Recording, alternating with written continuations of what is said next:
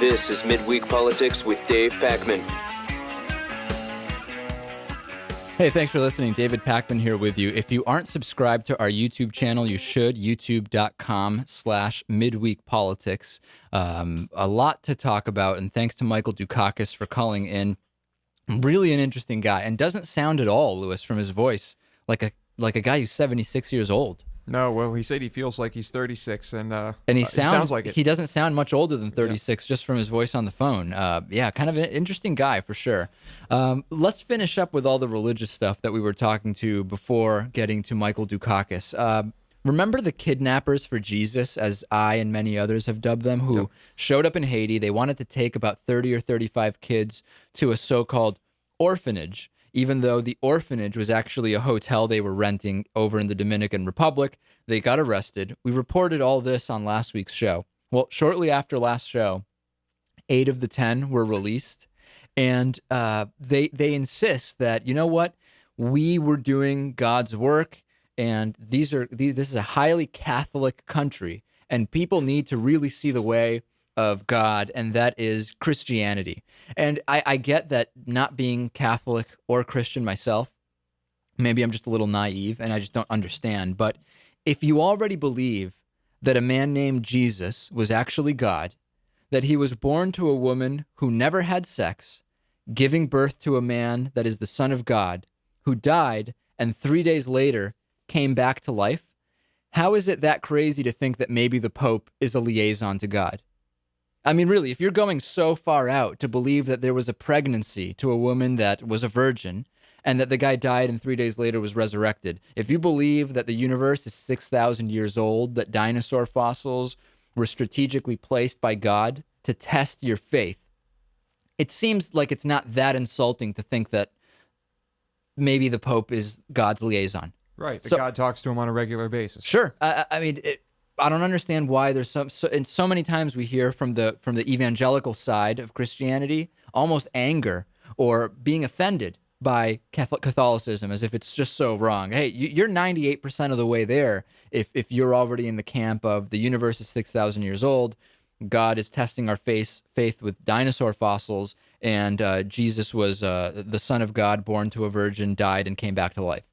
That already seems that it's probably easy. You can just slip in that the Pope is somehow involved. I don't know why people are that insulted, but maybe I just don't get it. I certainly don't get it. Okay. Corporate personhood. A poll I just looked at says a large majority actually oppose the recent Supreme Court decision on campaign financing. And the interesting thing is it doesn't actually seem to differ that much between parties. If you can actually believe it, it seems that when it comes to corporate personhood, Republicans and independents and Democrats across the country are actually not thinking about it based on their party affiliation. And it's in an incredibly partisan and political time. It's actually pretty remarkable to me. Right. How can you not? I mean, I automatically thought about it with regards to party. Republicans think this is a good thing. This is a good thing because of all the corporations that they support and help support them. Right. Well, it turns out it's not the case.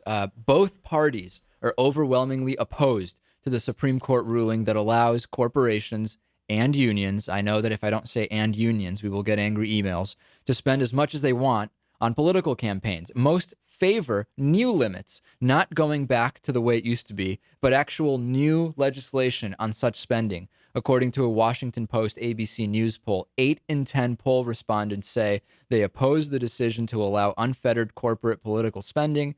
65% of those 80% strongly opposed. Nearly as many backed actual congressional action. People want Congress to do something, to act. 72% are in favor of reinstating limits.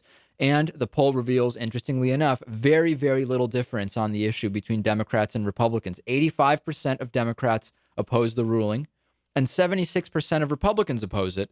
And those independents that are so often talked about as the most important voters, we've been hearing about that for many, many elections now, by the way, 81% opposing it. So across the board, people do not like the Supreme Court decision. And remember, when Barack Obama indicated he didn't like it, our good friend, Supreme Court Judge or Justice Samuel Alito, rolling his eyes and mouthing "not true" to Barack Obama. We'll see if anything happens as a result of those numbers. I don't know if anything will. Doubt it. At least not till next year, maybe. This episode of Midweek Politics has been made possible in part by Just Coffee Cooperative, fair trade coffee from around the world roasted daily at justcoffee.coop.